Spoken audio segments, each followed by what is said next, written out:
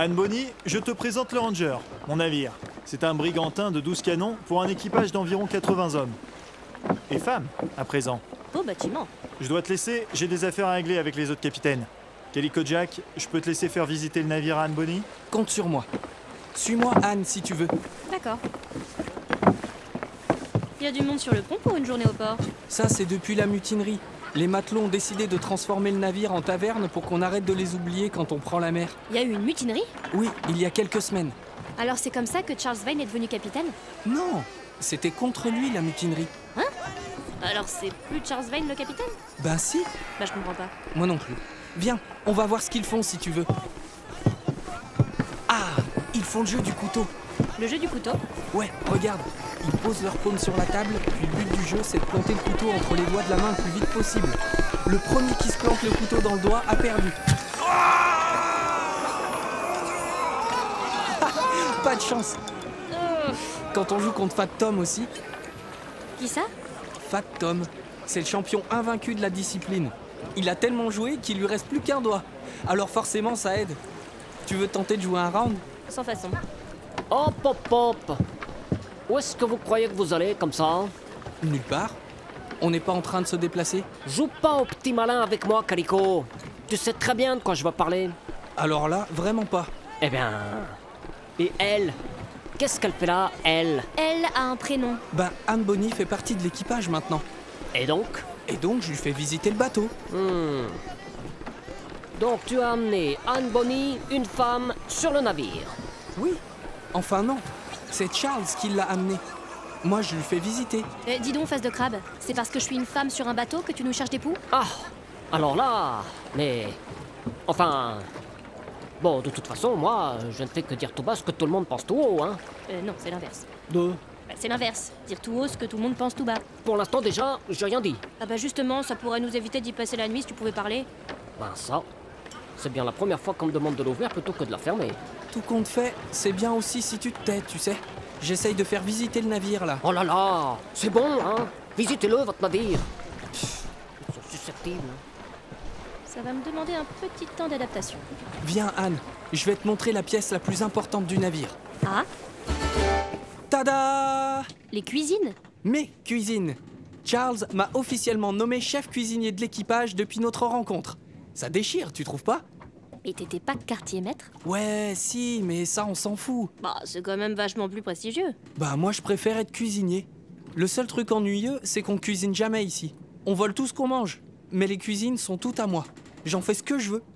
À savoir? Bah... Je voulais ouvrir un restaurant, mais Charles n'est pas d'accord. Il dit que ça va attirer les pouilleux et qu'on en a déjà bien assez qui dorment ici. À ce propos, où dans l'équipage? Dans le faux pont. Juste derrière, viens. Voilà, c'est ici, dans les hamacs. Il y en a pas assez pour tout le monde, alors c'est le premier arrivé, premier servi. Depuis qu'on a instauré cette règle, tout le monde se couche à 20h30. Ah. Bon, c'est pas grave, j'irai dormir ailleurs. Ça me dérange pas de dormir par terre. Ouais, c'est ce que je pensais aussi.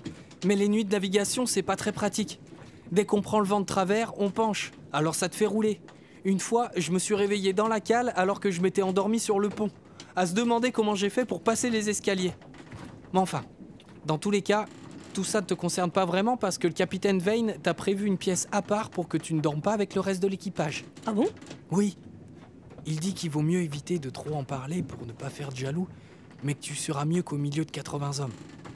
Allez, viens maintenant, j'ai pas fini de te montrer mes cuisines.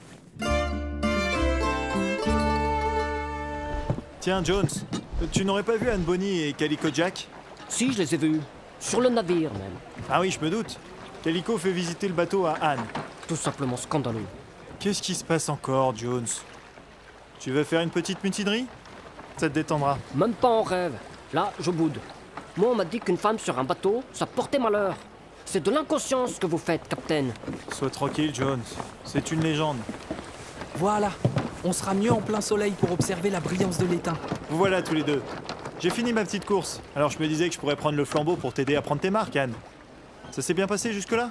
Eh bah, Calico Jack était en train de me montrer ses casseroles. Pas mes casseroles, mes poêles. Regarde, Charles. Celle qu'elle tient dans la main gauche, c'est la petite que j'utilise pour les crevettes. Et celle qu'elle tient dans la main droite, c'est la grande, pour les poissons. Et ça t'intéresse, Anne? J'ose pas trop lui dire que non. Charles, t'es là. On a un petit souci. Le grand phoque est à moitié déchiré depuis la tempête d'hier. On va le recoudre, mais ça risque de compromettre un peu ce qu'on avait prévu pour cet après-midi. Sans phoque, on sera trop pénalisé pour les manœuvres. Ah, voilà. De toute façon, je vous l'avais dit. Une femme sur un navire, ça porte malheur. Aïe! Vous voyez? Ça porte malheur. Tu vois, Anne, ça, c'était avec la petite poêle. Beaucoup moins imposante. Tu noteras qu'elle résonne un peu plus aiguë. Alors que si tu essayes avec l'autre... beaucoup plus grave. T'as vu? Pas mal. Finalement, ça m'intéresse que tu me fasses découvrir tes casseroles, Calico Jack. Ça suffit, je crois qu'il a compris. Willy, ce n'est pas grave. Prenons l'après-midi pour recoudre le phoque. La plantation attendra bien demain. Entendu, capitaine. Gary, on recoue cet après-midi. J'ai déjà commencé. Regarde. Ah mais non! Utilise pas un couteau comme aiguille. Tu vas juste empirer l'état de la voile. Au moins, ça transperce super bien. On dirait qu'on n'est pas prêt de partir. C'est bien, demain il va pouvoir recoudre ce qu'il aura déchiré en recousant aujourd'hui. Et voilà quelle critique en plus. Jones, c'est fini, oui. De toute manière, il y en a que pour elle. Et si j'utilise une marmite, Calico, tu crois que je peux lui casser la mâchoire? Ne joue pas à ce petit jeu-là, Jones. Je n'ose pas calculer le nombre d'heures que j'ai perdu à écouter tes recandivations ces dernières années. La résonance serait plus aiguë ou plus grave à ton avis? Mais bon, en attendant, c'est moi que tu sermonnes alors qu'elle est en train de faire des plans pour me casser la tronche avec une marmite. Ce qu'on va faire, c'est que Jones va arrêter de faire des sous-entendus désagréables en lien avec sa superstition. Et Anne Bonny, tu vas éviter de casser la mâchoire de mes hommes qui sont à mon service depuis des années. Est-ce que ça vous convient? C'est d'accord. D'accord. Ah! Dégueu! Fichu mouette! À me faire caca dessus! Moi, je vous le dis, hein, depuis qu'on me l'a appris, pour moi, tout porte à croire qu'une femme sur un navire, ça porte malheur! Jones, assez avec ça! Qui diable t'a mis cette idée en tête à la fin? C'est Qui ça? Willy. Quoi?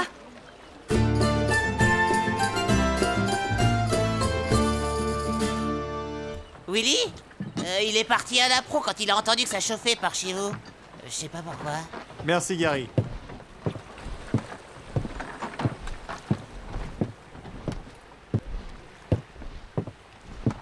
Salut, Mary.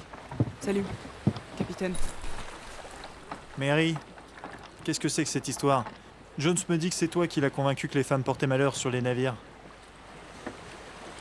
Qu'est-ce qui t'est passé par la tête? Mon frère est mort quand j'avais 9 ans, Charles. Depuis que j'ai 9 ans, je me fais passer pour lui. Je n'ai connu que ça.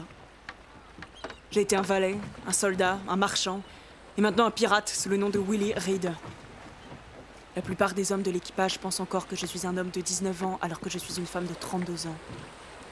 Cela fait 13 ans que je suis un jeune homme de 19 ans, Charles. Que je le veuille ou non, je suis Willy Reed. Willy Reed, et ce nom de Mary n'est connu que de toi. Et elle arrive comme une fleur. Elle s'appelle Anne et c'est une femme. Et elle monte sur mon navire, elle devient fièrement membre de l'équipage de Charles Vane sans la moindre encombre. Comme la vie est injuste, Charles.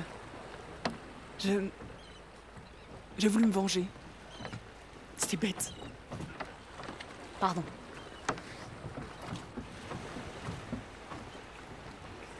Pardonne-moi de ne pas en avoir discuté plus longuement avec toi. C'était maladroit de ma part. C'était maladroit de ma part d'immiscer une superstition stupide au sein de l'équipage. Tu sais d'où elle vient, cette superstition? Ce ne sont pas les femmes qui portent malheur sur les navires. Ce sont les hommes, en leur compagnie. Cette superstition, c'est le moyen le plus doux qu'on ait trouvé pour convaincre des idiots comme Jones que ce n'est pas une bonne idée d'inciter une jeune femme à traverser l'Atlantique seule, au milieu de centaines d'hommes.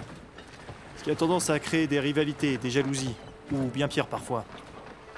Mais nous pouvons faire mieux, ici, dans cet équipage. Avec ton aide seulement. Entendu, capitaine. S'il te plaît, Mary, ne tâche plus de causer des soucis à Anne Bonny. C'est promis. Merci. Charles, Oui? qu'est-ce que je fais alors? Je reste Willy? Ou je deviens Mary? Ça, c'est un choix qui te revient.